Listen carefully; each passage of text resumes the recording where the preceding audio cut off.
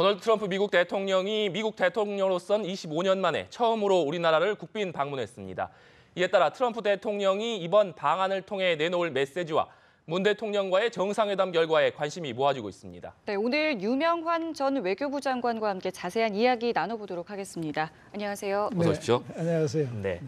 방금 말씀드린 대로 장관님, 1992년 조지 부시 대통령 방한 이후에 25년 만에 미국 대통령으로서는 첫 국빈 방문입니다. 이번 방한 어떤 의미가 있다고 보십니까? 네, 트럼프 대통령의 이제 첫 번 방한을 국빈 방문으로 맞이한 것은 아주 잘된 그런 결정인 것 같습니다. 네. 근데 우리가 지금 모든 관심이 북한 핵 문제에 쏠려 있지만 네. 트럼프 대통령의 이번 아시아 방문이 큰 의미를 가지고 있어요.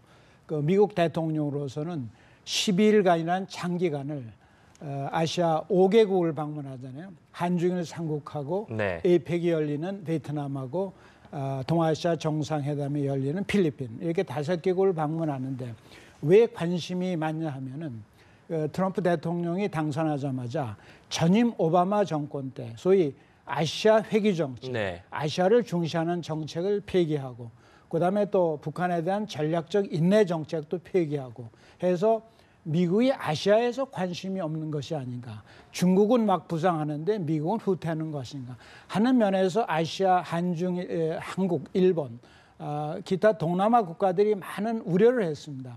그런데 트럼프 대통령이 첫 번 아시아 방문을 12일간이나 할애해서 한다는 그 자체에 매우 큰 의미가 있다고 생각합니다. 그래서 트럼프 대통령이 남기는 메시지가 과연 무엇일까 하는 것에 대해서 우리가 관심 있게 지켜봐야 할 것 같습니다. 네. 네.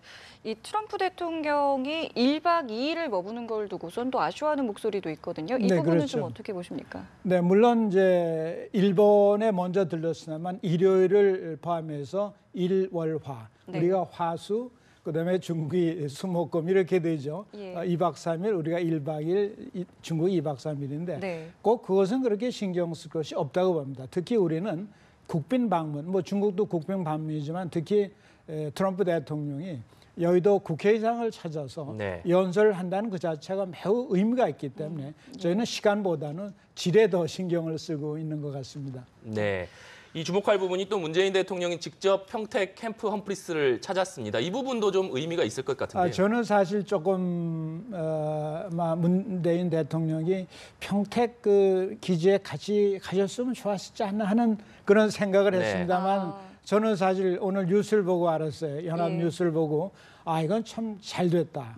우리 문 대통령께서 트럼프 대통령을 맞이하는 건 마음 씀씀이 예. 그것이 일본에 비교해서 우리가 그런 그 정성을 보이고 신경을 쓴다는 것 자체가 저는 트럼프 대통령의 방안을 성공시키는 아주 중요한 의미가 있고 또한 그것이 주는 메시지가 있습니다. 북한에 주는 메시지, 중국에 주는 메시지가 이 평택 미군 기지라는 것은 매우 의미가 있습니다.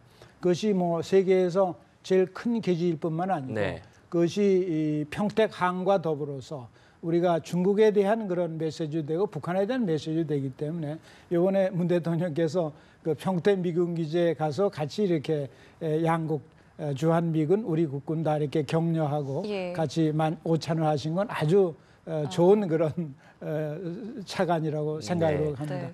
지난번 문재인 대통령이 미국을 방문했을 당시에 트럼프 대통령이 직접 백악관 곳곳을 소개해주면서 극진한 환대를 하지 않았습니까? 네, 네. 이번에 문 대통령이 직접 이 캠프 험프리스까지 가서 트럼프 대통령을 맞이한 것도 이 극진한 환대의 일환이다. 이렇게 네, 좀 봐야 그렇게 될까요? 해석을 당연히 해야 되겠죠. 네.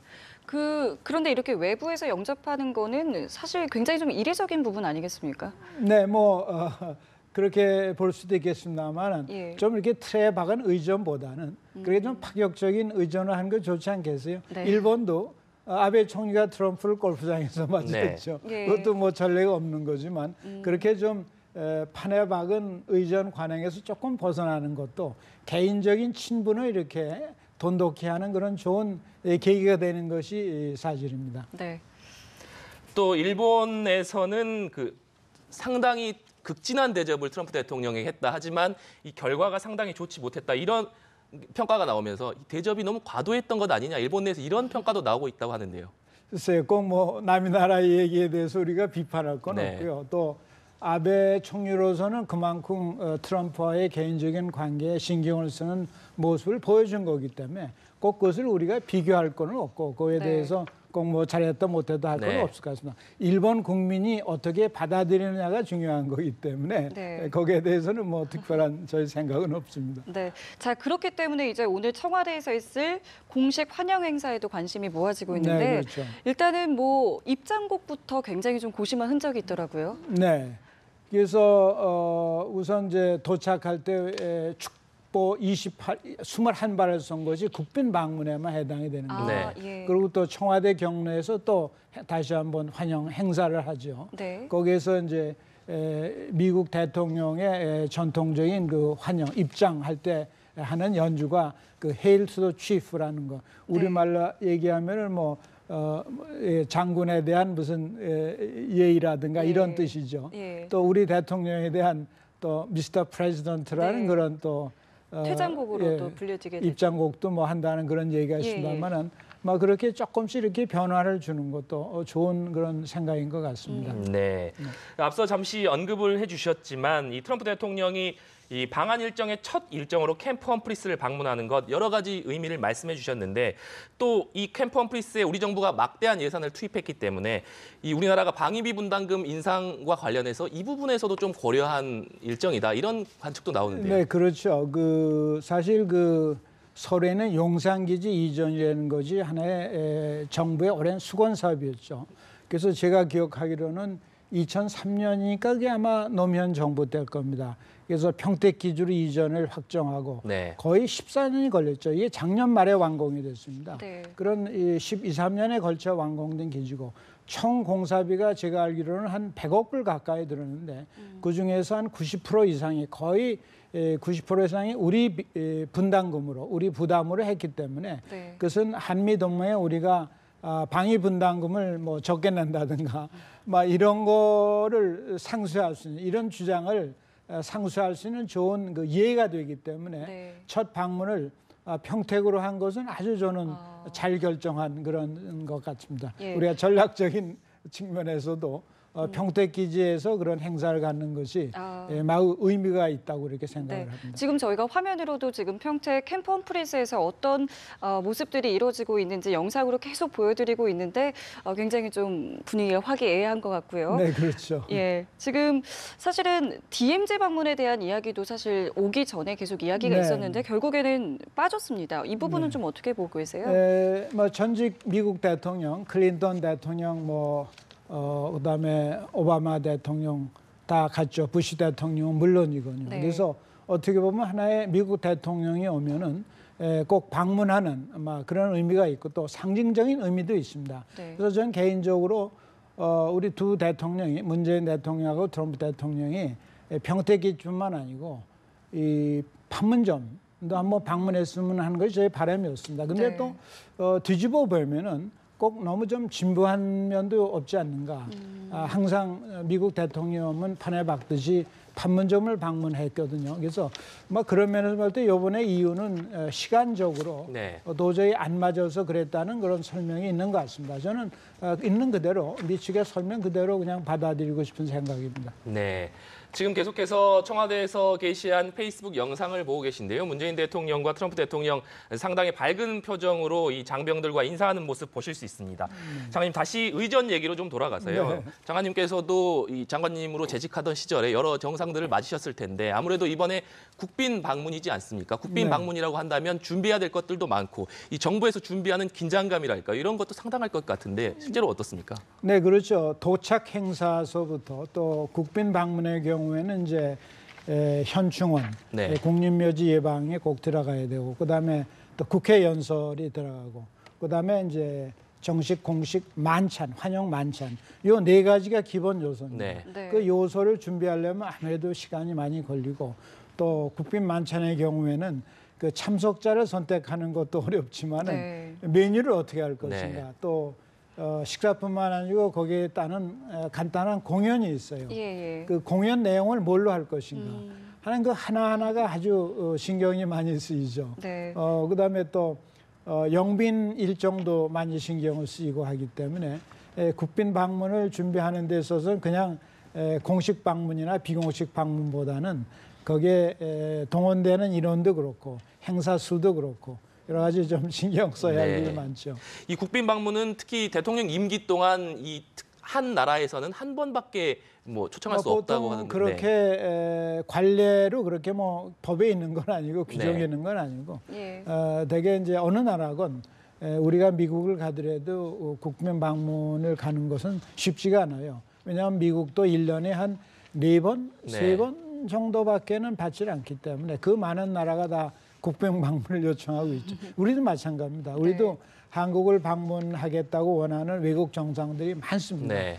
근데 대부분 국빈 방문을 원하지만 그렇게 할 수 없는 게 현실이기 때문에 이번에 트럼프 대통령의 첫 번 방문을 우리가 국빈 방문으로 이렇게 하기로 하고 미리 초청을 하고 그런 외교적인 또 노력을 해서 한 건 아주 잘 된 거라고 이렇게 생각을 합니다. 네.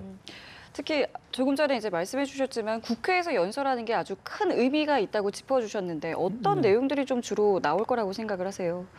저희가 기대하기로는 역시 그 한미 오랜 전통적인 동맹 관계, 우방국 관계, 특히 이 자유민주주의, 인권, 법의 지배, 언론의 자유 이런 인류 본질적 가치를 공유하는 우방국인 미국의 네. 대통령이 와서 다시 한번 한국에 대한 방위 공약을 재확인하는 것 자체가 매우 중요하다고 생각합니다.